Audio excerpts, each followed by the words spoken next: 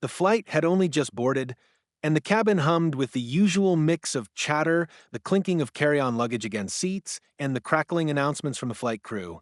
Among the passengers was Dr. Naomi Carter, a poised black woman in her late 30s, dressed in a navy blazer with a simple silk scarf, exuding an air of quiet confidence. To most, she looked like any other professional catching a flight, but her calm composure and commanding presence hinted at a woman used to responsibility far beyond what appearances might suggest. Naomi had taken her aisle seat near the middle of the aircraft, pulled out a small notebook, and began writing while the other passengers settled in. As the plane filled up a particular flight, attendant named Marissa moved down the aisle. Marissa was tall, blonde, and carried herself with an air of superiority that made even her smiles feel sharp. She had already rolled her eyes at an elderly man struggling with his suitcase and snapped at a young mother juggling her toddler. When her gaze fell on Naomi, however, her expression twisted into something even colder. Without provocation, Marissa demanded that Naomi shift her bag from the overhead bin, though it was properly stowed and well within the weight limit. Naomi responded politely, offering to comply if there was an issue, but Marissa cut her off sharply, insisting she not argue and just follow instructions. A few nearby passengers exchanged uncomfortable looks, sensing the unnecessary hostility. Naomi, ever composed, moved her bag slightly, but it was clear to all that Marissa's tone had been harsher than the situation warranted. The tension escalated further when Marissa returned with the drink cart after takeoff. While she smiled at the passengers in Naomi's row, when Naomi politely asked for sparkling water, Marissa scowled and made a sarcastic comment about expecting first-class service in economy. Naomi ignored the insult. But when she repeated her request calmly, Marissa suddenly leaned forward and, in a shocking act that froze the entire row, slapped Naomi across the face in front of everyone. The sound of the slap cut through the cabin like a gunshot, leaving passengers gasping and murmuring in disbelief. For a split second, silence held the air, broken only by the sharp hiss of the cartwheels as they settled. Naomi's cheek stung, but her eyes cold, sharp, and unshaken, lifted to meet Marissa's with a controlled fury that made the flight attendant hesitate, as though she had just realized she had crossed a line she could never step back from. A murmur of outrage rippled through the cabin, passengers pulling out phones, recording the altercation. Yet Naomi didn't raise her voice, didn't even move to retaliate. She simply sat there, her hand resting lightly on her notebook, her calm expression far more unnerving than anger. The cabin felt charged, like the moment before a storm breaks, as if everyone sensed that the woman they had just seen humiliated was not someone to be underestimated. What no one yet knew was that Naomi Carter was not only a renowned aerospace engineer, but also a decorated former Air Force pilot, with thousands of hours logged in the cockpit of some of the most advanced aircraft in the world. And in the moments that followed, as the truth of who she was began to unfold, the balance of power aboard that plane would shift dramatically, leaving every passenger and crew member stunned by what they were about to witness. The cabin was filled with an uneasy silence as the sting of the slap still lingered in the air, echoing louder than the engines outside.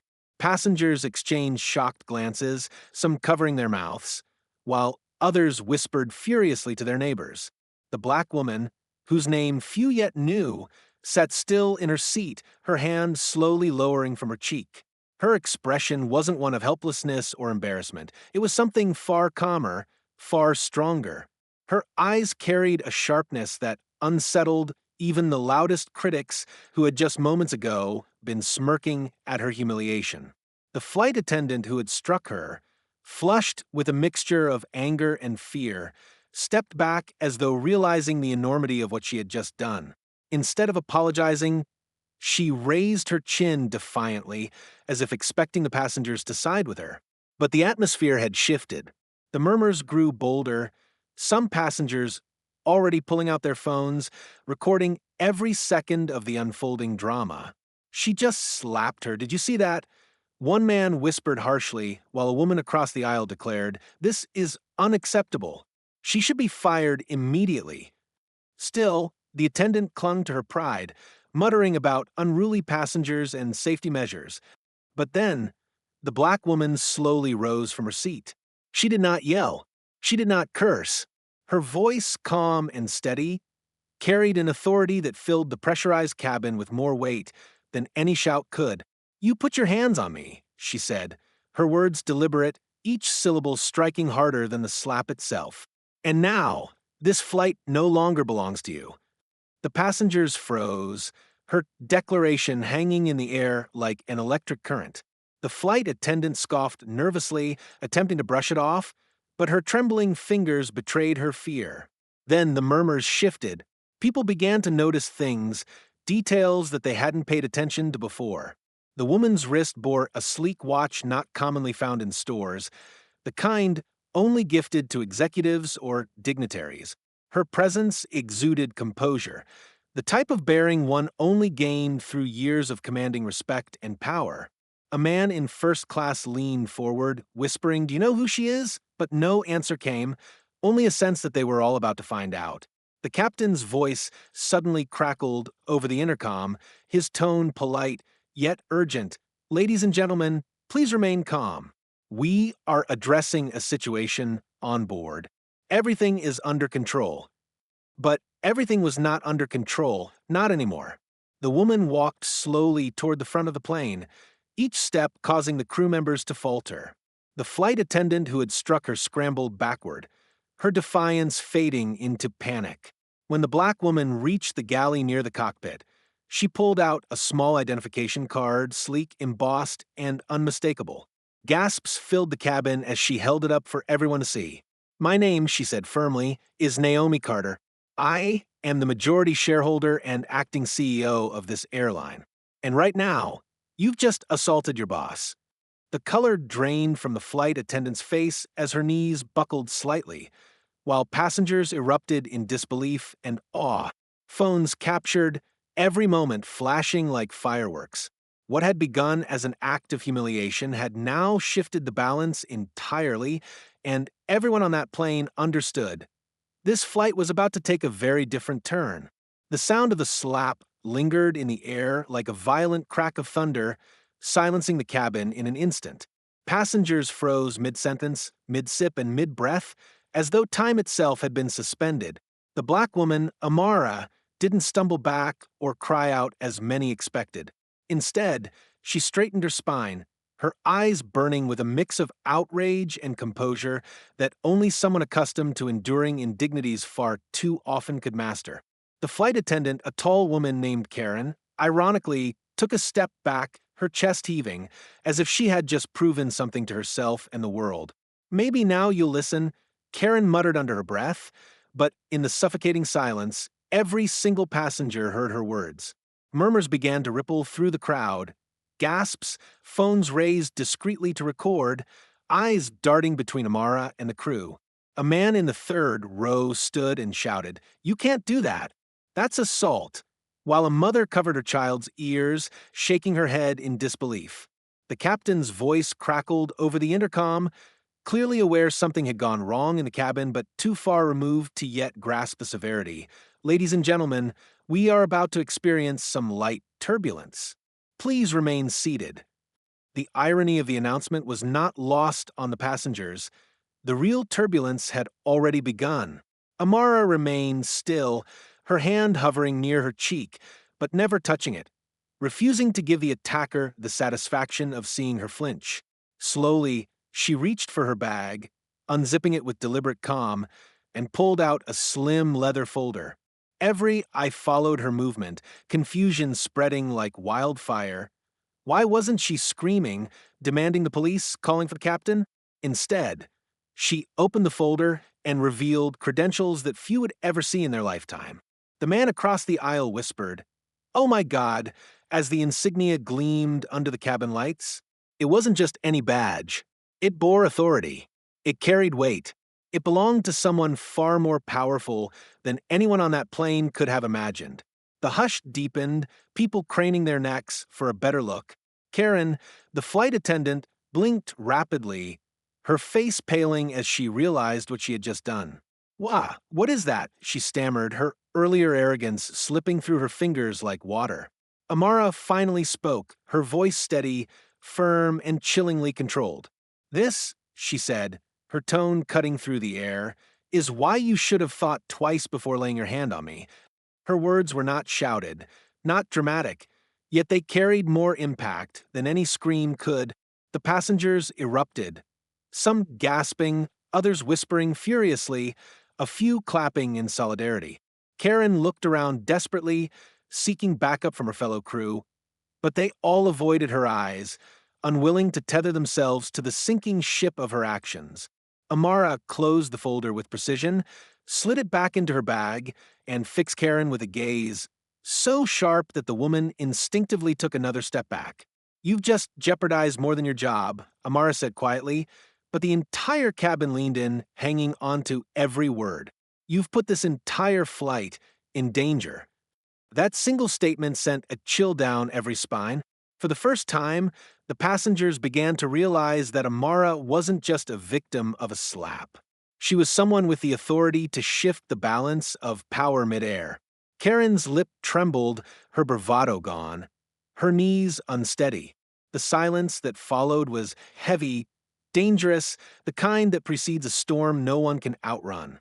The atmosphere inside the cabin shifted from tense to suffocating in an instant. The slap still echoed in people's ears, and whispers rippled through the rows like wildfire. Passengers who had been dozing off or mindlessly watching movies on their seat screens were now wide awake, their eyes darting from the trembling flight attendant to the poised black woman who had yet to even touch her cheek. The woman, Serena, sat straighter in her seat, her calmness unnerving, her silence deafening. Not a tear fell, not a word of anger escaped her lips. Instead, she radiated a quiet authority that unsettled everyone watching. Even the crying baby in row 14 stopped mid-wail, as if the universe itself sensed that something monumental was about to unfold. The flight attendant, Amelia, suddenly realized what she had done. Her hand still trembled from the reckless strike, her mind spiraling between fear and arrogance. She had crossed a line no professional should ever dream of crossing. Yet, instead of apologizing, she doubled down. You people are always causing trouble, Amelia hissed, loud enough for several rows to hear. Gasps shot through the cabin. A man in business class stood halfway up, pointing at her in disbelief. Did you really just say that? He demanded. His wife pulled him down by the sleeve, but the damage was done. The cabin crew froze, unsure whether to defend their colleague or distance themselves, and the captain's voice crackled over the intercom, oblivious, giving standard turbulence warnings while chaos brewed in his own plane. Serena's husband, Marcus, who had been in the lavatory when the incident happened, returned to find the cabin in uproar. He froze for only a heartbeat before rushing to Serena's side. What happened? He demanded, his eyes moving between her composed expression and the shrinking flight attendant.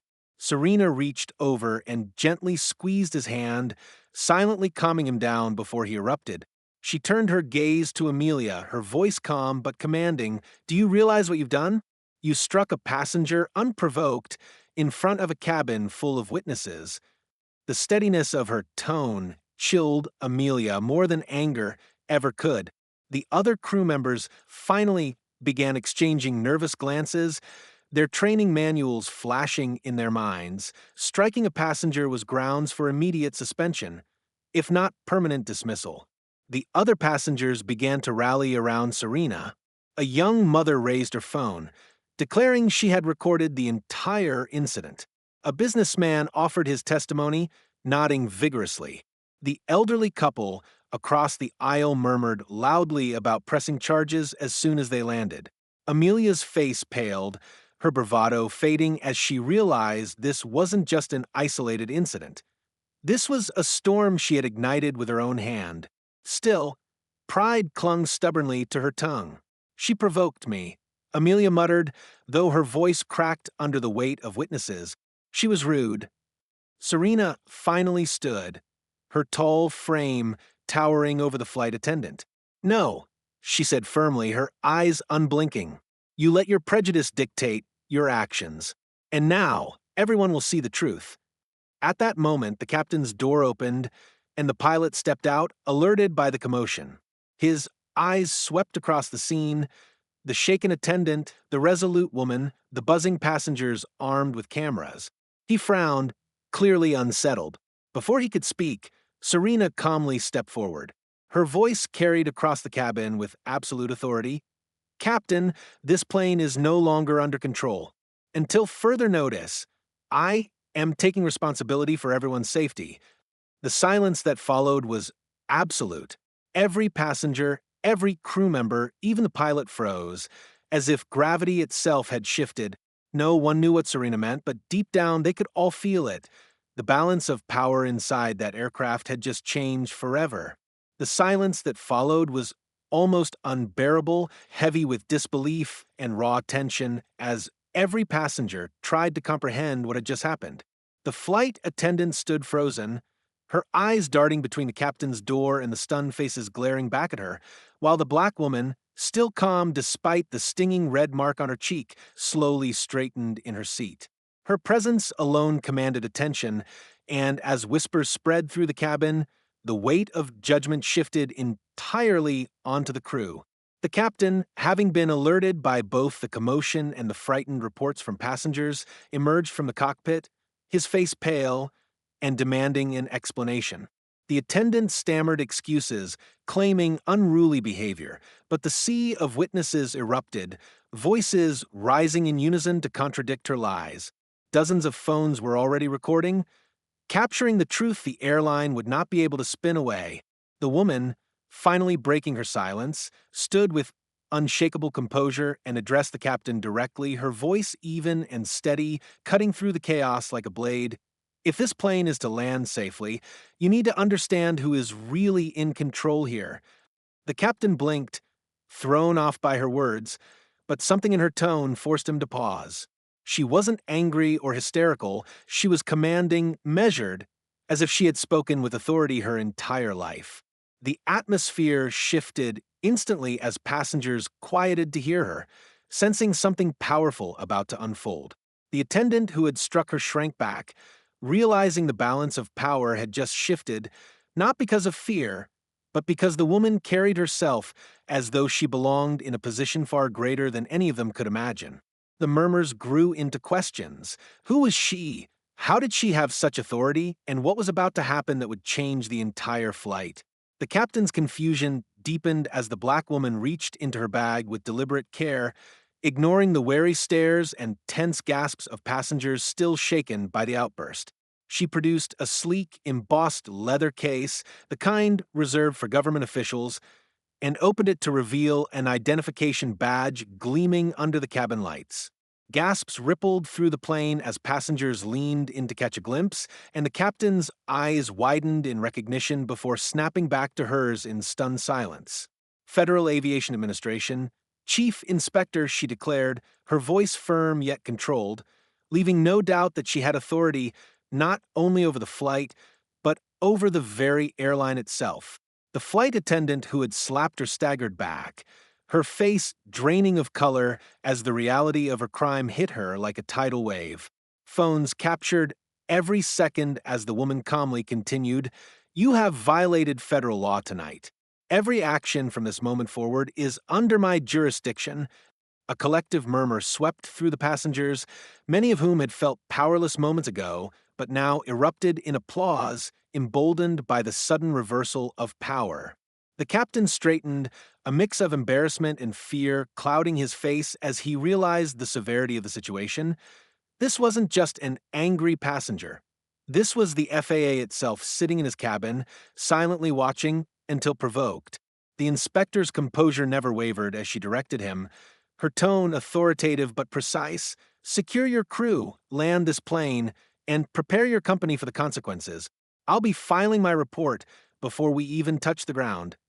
The stunned silence that followed was pierced only by the sound of passengers clapping louder, cheering as the truth unfolded, their voices rising in support of the woman who had turned humiliation into justice with a single badge. When the plane finally touched down, the tension that had gripped the cabin gave way to an electric anticipation. Every passenger knew they had just witnessed history in motion. As the wheels screeched against the runway and the engines roared to a halt, flashing lights from police vehicles and airport security lit up the windows, casting the cabin in blue and red hues. But instead of being escorted away in disgrace, as the flight attendant had so arrogantly predicted earlier, the black woman rose with quiet authority, badge still in her hand, her posture steady and commanding. The captain made no announcement, his earlier arrogance reduced to silence, and the crew members avoided her gaze, their shame written plainly on their faces. Federal agents boarded the aircraft within minutes, saluting her as they approached, their deference unmistakable to everyone watching. The passengers erupted into cheers once more, some standing, some recording, all eager to see justice carried out. The inspector did not raise her voice nor bask in the moment. She simply issued orders with calm precision, pointing out the flight attendant who had struck her, the supervisors who had enabled her, and the captain who had failed to act until forced. They were escorted off in handcuffs, their once smug faces drained of every trace of power, while she stood tall in the aisle, the very embodiment of dignity reclaimed. Before disembarking, she turned to the passengers, offering a reassuring nod and a few steady words. "You were never powerless. Never forget that." Phones captured her exit down the jet bridge, flanked not as a victim, but as the highest authority in the room, her very presence rewriting the story that had begun with humiliation and ended with vindication. By the time she reached the terminal, the video had already gone viral, headlines blazing across the nation. FAA inspector humiliated on flight, airline faces federal probe. She had walked on that plane as just another passenger, but she left it as a symbol of resilience, proof that no slap, no insult, and no act of arrogance could ever silence truth backed by power.